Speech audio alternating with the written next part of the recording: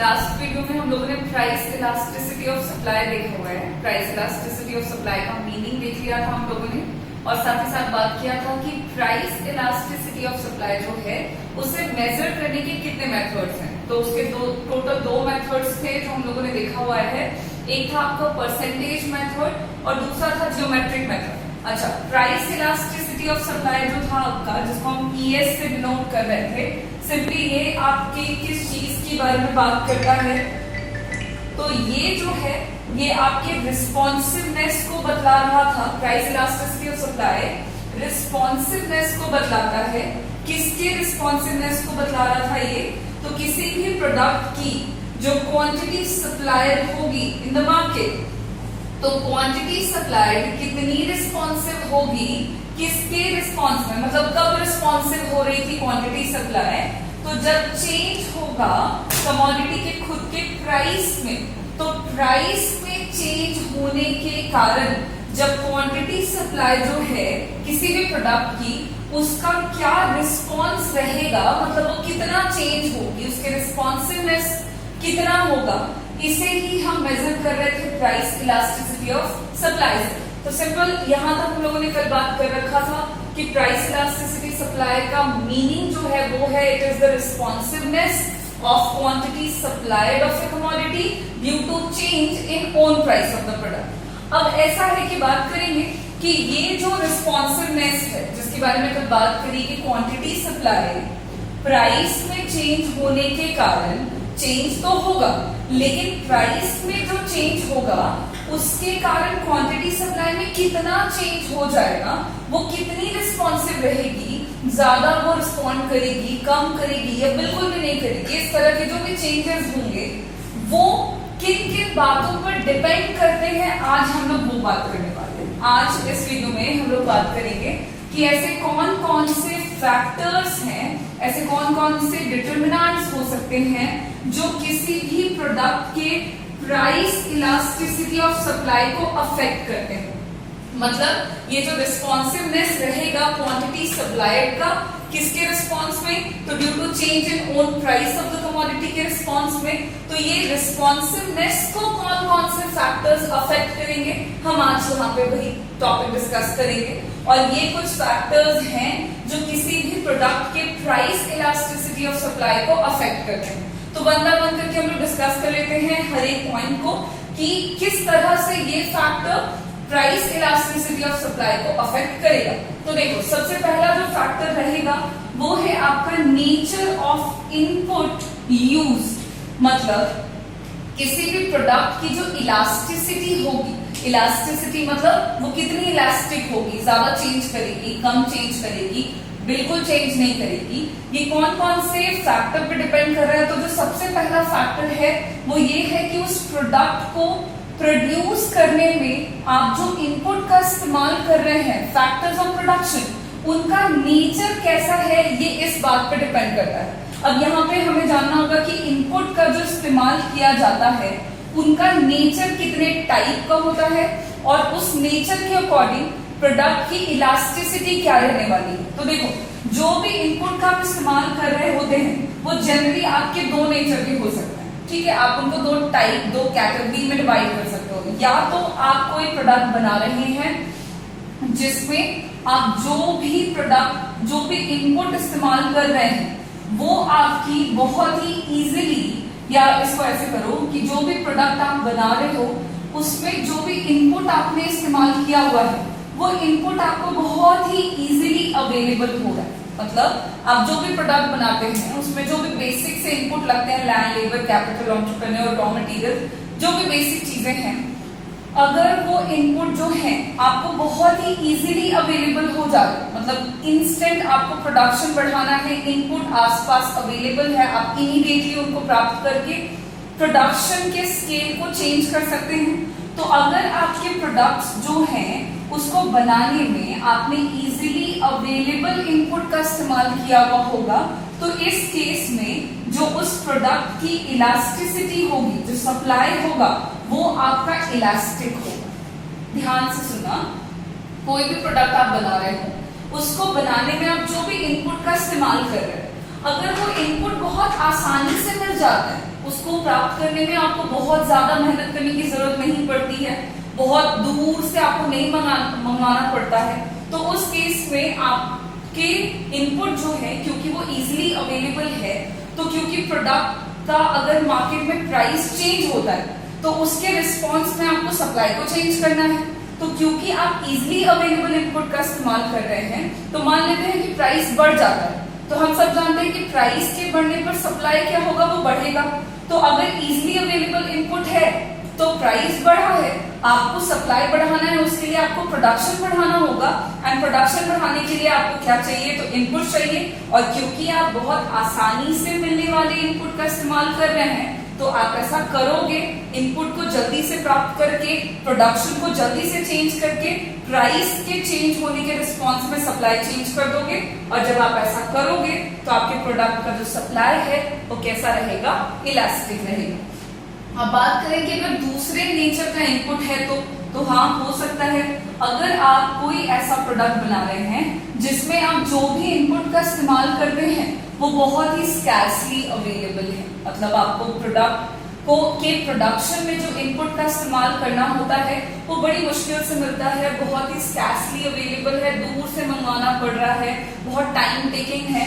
इस केस में क्या होगा कि मार्केट में प्राइस चेंज होगा तो आपको सप्लाई को तो चेंज करना है, लेकिन क्या है कि आप जो इनपुट का इस्तेमाल कर रहे हैं वो आपको बहुत आसानी से नहीं मिल पा रहा है, तो आपको इनपुट का जुगाड़ करने में वक्त लगेगा, जिसके कारण आपको प्रोडक्शन करने में टाइम लग जाएगा, और फिर प्राइस में चेंज होने के रिस्पॉन्स में आप अपने क्वांटिटी सप्लाई को इमीडिएटली चेंज नहीं कर पाएंगे। तो उस केस में जो सप्लाई होगा आपके प्रोडक्ट का वो या तो रहेगा इनइलास्टिक, कहने का मतलब हुआ कि आप बिल्कुल भी चेंज नहीं कर पाओगे प्राइस के चेंज होने के रिस्पॉन्स में सप्लाई को, या फिर आपका प्रोडक्ट का जो सप्लाई है वो होगा लेस इलास्टिक, मतलब अगर चेंज किया भी है तो बहुत थोड़ा कर पाएंगे, बहुत ज्यादा चेंज नहीं कर पाएंगे।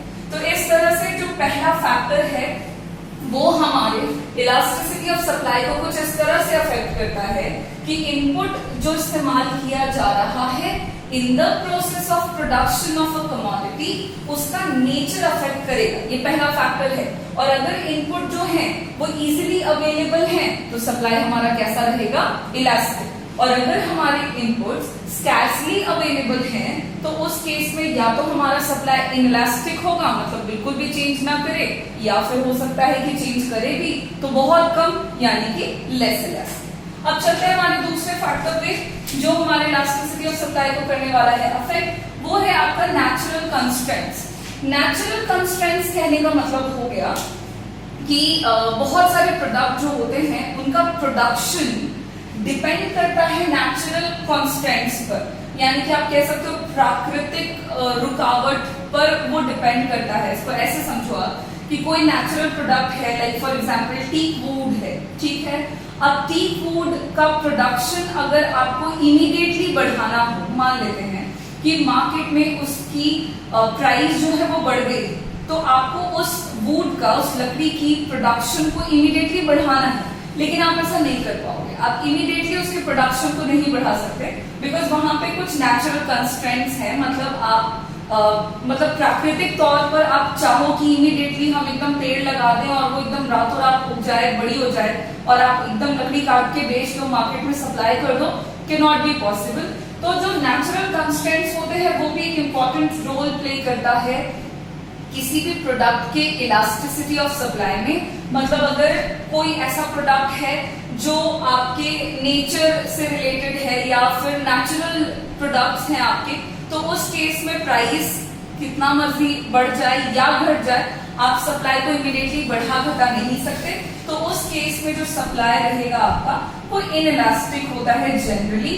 आपको इस केस में आप कुछ कर नहीं सकते, बिकॉज वो कंप्लीटली डिपेंड करेगा नेचर पर, ठीक है, हमारे एनवायरमेंट पर। ओके, नेक्स्ट जो है फैक्टर वो है आपका risk taking by the entrepreneur. ये भी एक इम्पॉर्टेंट फैक्टर है जो किसी भी कमोडिटी की प्राइस इलास्टिसिटी ऑफ सप्लाई को अफेक्ट करता है। कहने का मतलब हुआ कि जो एंटरप्रेन्योर है वो रिस्क लेना चाहते हैं या नहीं लेना चाहते हैं, इस पे भी डिपेंड करेगा कि इलास्टिसिटी जो रहेगी सप्लाई की वो कैसी रहेगी। देखें, मान लेते हैं कि आप हैं एंटरप्रेन्योर, आप कोई प्रोडक्ट बना रहे हैं, ठीक है, तो या तो दो ही बातें हो सकती है, या तो आप रिस्क लेना चाहोगे, मतलब विलिंगनेस, ठीक है, या तो आप रिस्क लेना चाहेंगे। अब रिस्क लेना चाहेंगे का क्या मतलब है तो समझें। मान लेते हैं कि मार्केट में कोई प्रोडक्ट जो आप बनाकर सप्लाई कर रहे हैं, बेच रहे हैं, उसकी कीमत मार्केट में सपोज बढ़ जाती है,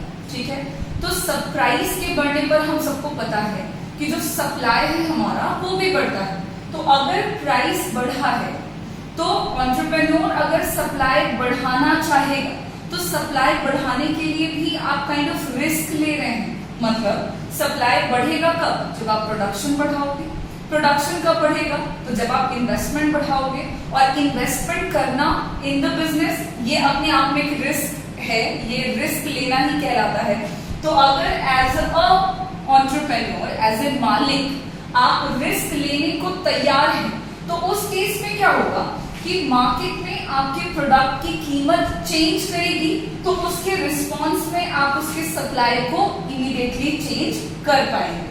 तो जब आप ऐसा करेंगे तो आपका सप्लाई जो है वो कहलाएगा इलास्टिक। मतलब प्राइस के चेंज होने के रिस्पॉन्स में जब आप अपने क्वांटिटी सप्लाई को चेंज कर दोगे तो जो सप्लाई होगा that will be in elastic. अच्छा, दूसरी तरफ और क्या हो सकता है? तो ऐसा भी हो सकता है हर बार हर कोई रिस्क लेने को तैयार हो एकदम से जरूरी नहीं है। तो मान लीजिए कि कोई एंटरप्रेन्योर है वो रिस्क लेना नहीं चाहता, he is reluctant to take risk, मतलब आप ही हैं और आप ही एज ए एंटरप्रेन्योर रिस्क लेना नहीं चाह रहे हैं। जैसे फॉर एग्जांपल अभी हमारा चल रहा है, ये लॉकडाउन चल रहा है, इस टाइम पीरियड में जनरली बहुत ज्यादा इन्वेस्टमेंट करके एकदम प्रोडक्शन को चेंज करना बहुत सारे बिजनेसमैन जो हैं ये करना नहीं चाह रहे, बिकॉज मार्केट जो है हमारा बहुत बुरे तरीके से अफेक्टेड है ड्यू टू द कोविड-19। तो उसकी वजह से क्या होने वाला है बिजनेस में, आगे फायदा होगा नहीं होगा ये नहीं पता है लोगों को।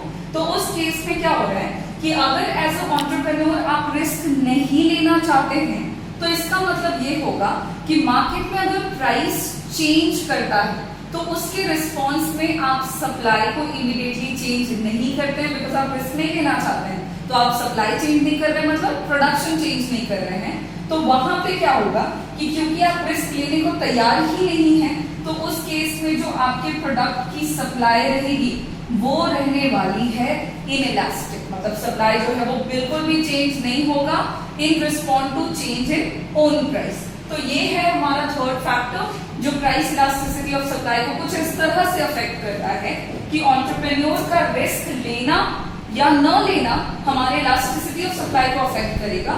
अगर रिस्क लेना चाहता है then the supply will be elastic, and if the entrepreneur is reluctant to take risk then the supply of a commodity will be inelastic. Next जो फैक्टर है हमारा that is nature of the commodity। जो वस्तु है, जो commodity है, उसका nature भी एक इंपॉर्टेंट फैक्टर है जिसपे प्राइस इलास्टिसिटी ऑफ सप्लाई जो है वो डिपेंड करता है। कैसे?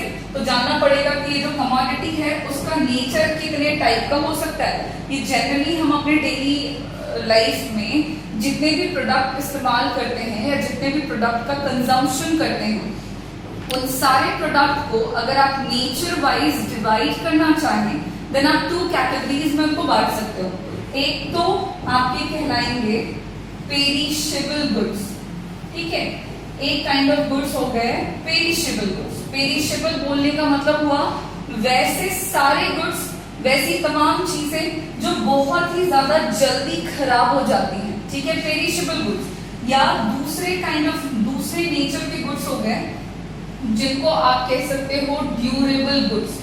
ड्यूरेबल बोलने का मतलब गया नाम से पता लग रहा है जो बहुत लॉन्ग लास्ट करते हैं, बहुत लंबे समय तक टिके रहते हैं, टिकाऊ वस्तुएं, ठीक है हिंदी में।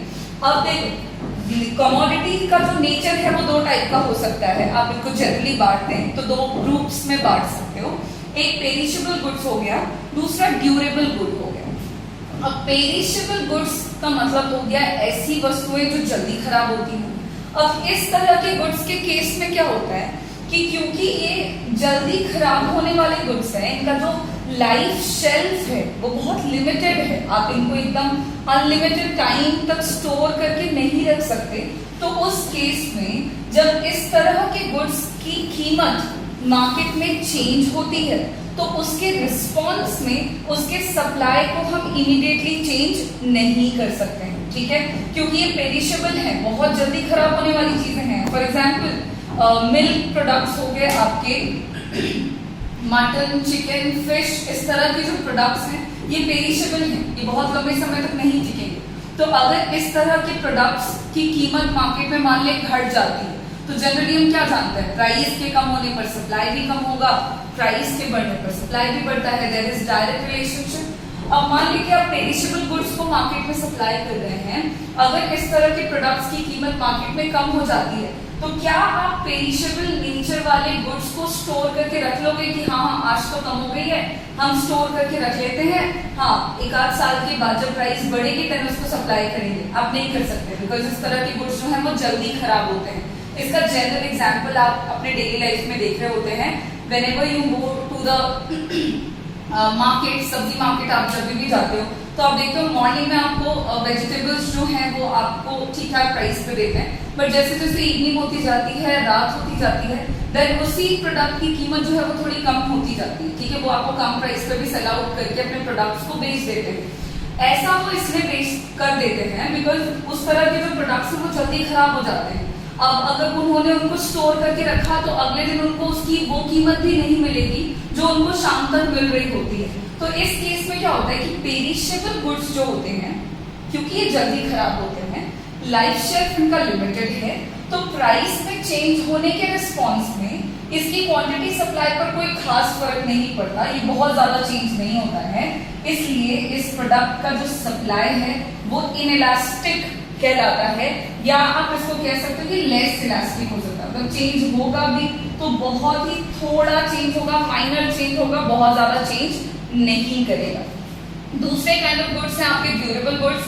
ड्यूरेबल गुड्स बहुत ज्यादा समय तक टिके रहने वाले गुड्स। अगर इस तरह की गुड्स आप मार्केट में सप्लाई करते हो तो टिकाऊ वस्तुएं हैं। अगर ड्यूरेबल गुड्स में क्लोथ ले लें आप, क्लोथिंग मटेरियल हो गए, बुक्स, कॉपीज, आपकी बहुत तरह की चीजें इस तरह की जो चलती चली जाती हैं समय के साथ, आप उसको रख सकते हो, इसके वैल्यू में कोई कमी नहीं आती है, वो एज इट इज रहता है। तो इस तरह के प्रोडक्ट्स की कीमत अगर मार्केट में कम होती भी है तो एज अ एंटरप्रेन्योर आप उसके सप्लाई को कम कर दोगे, बिकॉज आप उसको स्टोर करके रख सकते हो, आप वेट कर सकते हो कि आगे जब कीमत बढ़ेगी देन हम उसको सप्लाई करेंगे। देन ड्यूरेबल गुड्स के केस में, ड्यूरेबल गुड्स के केस में जो सप्लाई होगा आपका वो होगा इलास्टिक, मतलब प्राइस चेंज हुआ तो हम सप्लाई को इमीडिएटली चेंज कर सकते हैं, ठीक है, प्राइस बढ़ा है देन सप्लाई भी बढ़ा देंगे बिकॉज ड्यूरेबल है, ज्यादा गुड्स को इमीडिएटली बना करके हम मार्केट में सप्लाई कर सकते हैं। नेक्स्ट जो है factor that is cost of production. देखो जो भी प्रोडक्ट की सप्लाई की बात हो रही है उस प्रोडक्ट के प्रोडक्शन में क्या कॉस्ट आ रहा है, कितना कॉस्ट लग रहा है, ये भी डिपेंड करता है, ये भी अफेक्ट करता है प्राइस इलास्टिसिटी ऑफ सप्लाई को। कैसे? तो मान लें कि आप कोई गुड बना रहे हैं, उसको बनाने में जो कॉस्ट है वो बहुत ज्यादा आ रहा है, ठीक है, मतलब आप कोई ऐसी वस्तु बना रहे हैं जिसको बनाने का खर्चा ज्यादा लगता है, लाइक आप बड़ी बड़ी चीजें बना रहे हैं, आप कार बना रहे हो, आप शिप्स मैन्युफैक्चर कर रहे हैं, आप एरोप्लेन्स मैन्युफैक्चर कर रहे हैं, तो कॉस्ट ऑफ प्रोडक्शन ऑटोमेटिकली उसका ज्यादा आएगा। दूसरे काइंड ऑफ गुड्स भी हो सकते हैं जिनको बनाने का खर्चा जो है वो कम आता है, लो कॉस्ट वाले प्रोडक्ट्स भी होते हैं, छोटी मोटी चीजें हो गई, आपके पेन हो गए, पेंसिल्स हो गए, सोप हो गए, बहुत तरह की छोटी छोटी चीजें।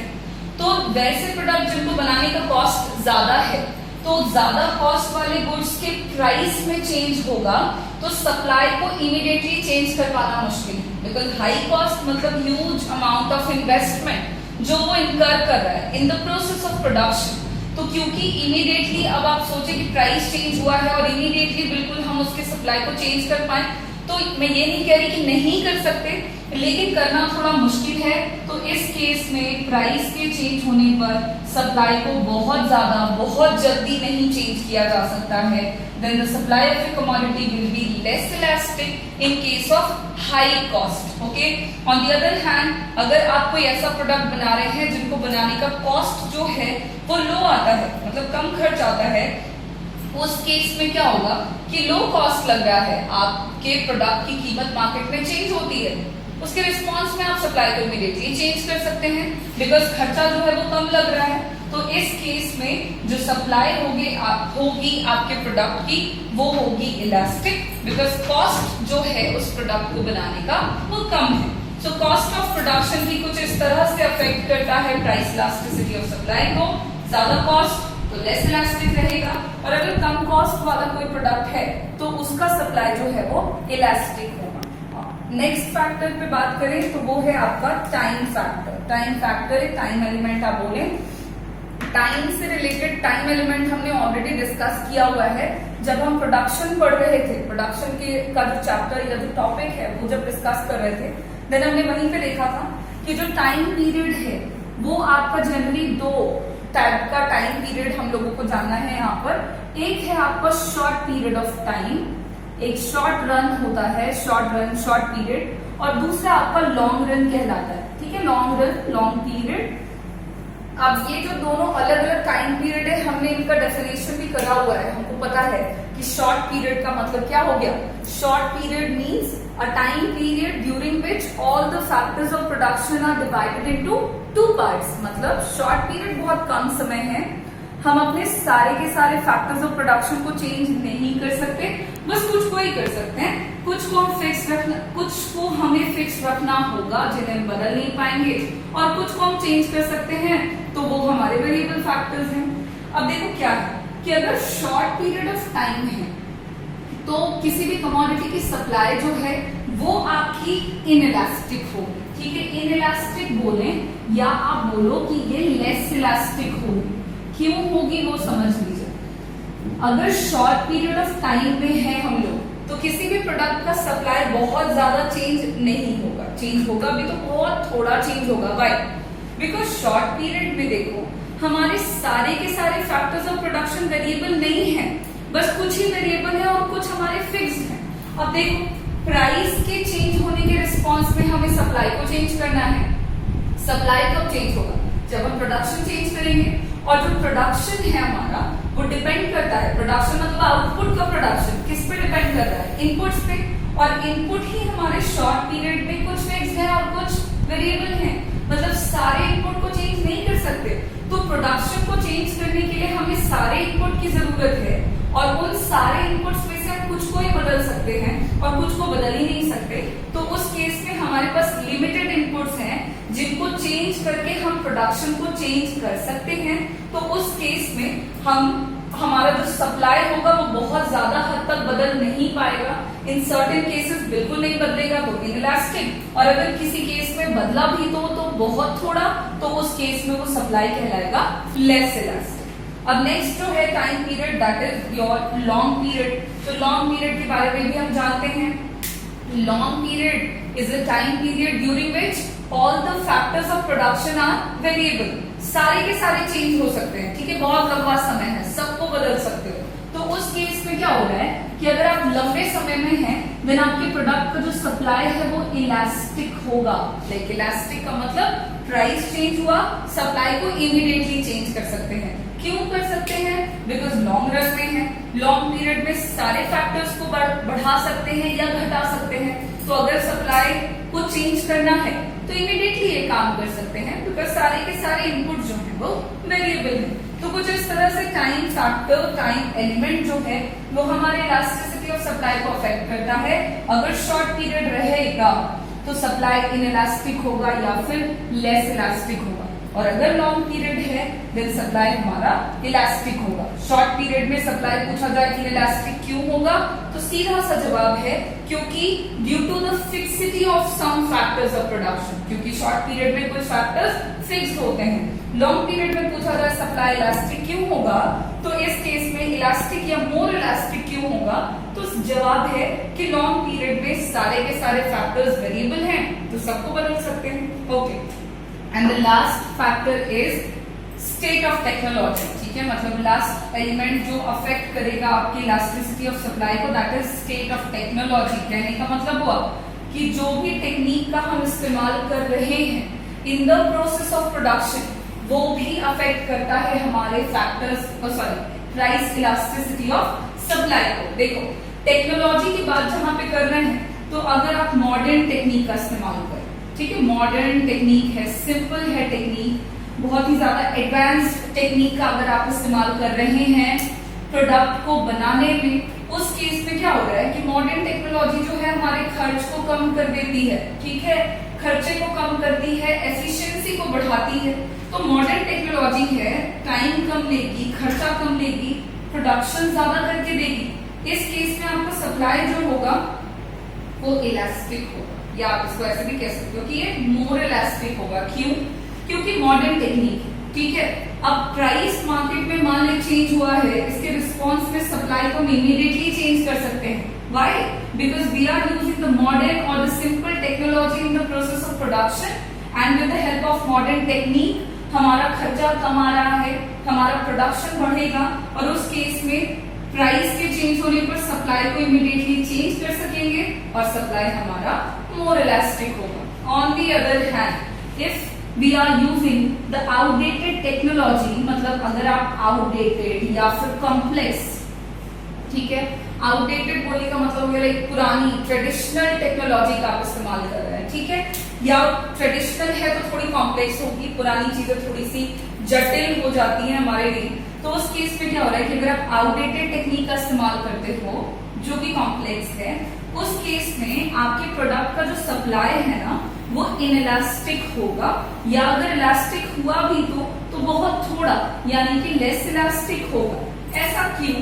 क्योंकि आउटडेटेड टेक्नोलॉजी जो है आपकी पुरानी टेक्निक वो टाइम ज्यादा लेती है, ठीक है, वो खर्चा ज्यादा लेती है। उस केस में प्राइस के चेंज होने पर सप्लाई को बहुत जल्दी चेंज कर पाना थोड़ा मुश्किल होता है। उस केस में जो आपका सप्लाई रहेगा वो या तो इनइलास्टिक होगा या फिर लेस इलास्टिक होगा। इस तरह से कुछ फैक्टर्स हैं हमारे जो प्राइस इलास्टिसिटी ऑफ सप्लाई को अफेक्ट करते हैं। आपको ये फैक्टर्स बहुत ही सिंपल तरीके से ऐसे याद रख लेना है, बस दो वर्ड याद रखना सबने। जो भी यहाँ पे वर्ड्स लिखे हुए हैं आप इसको अच्छे से एक बार देख लो, आपको याद हो जाएगा। बहुत ज्यादा डिटेल नहीं, बट हाँ शॉर्ट में इतना आपको पता लगना चाहिए। यहाँ पे हमारा factors affecting elasticity of supply जो है वो फिनिश हो गया है। इसके आगे हम लोग नेक्स्ट टॉपिक, जो बिल्कुल आखिरी टॉपिक होगा इलास्टिसिटी ऑफ सप्लाई का, थ्योरी वाला आखिरी टॉपिक, वो हम लोग देख लेंगे कि इलास्टिसिटी ऑफ सप्लाई के कितने टाइप्स होते हैं, ठीक है। प्राइस इलास्टिसिटी ऑफ सप्लाई के टाइप्स देख लेंगे, उसको हम लोग डायग्राम और छोटे छोटे टेबल से एक्सप्लेन कर लेंगे, एंड देन हम लोग उसके बाद नेक्स्ट वीडियो में न्यूमेरिकल्स करेंगे। Thank you.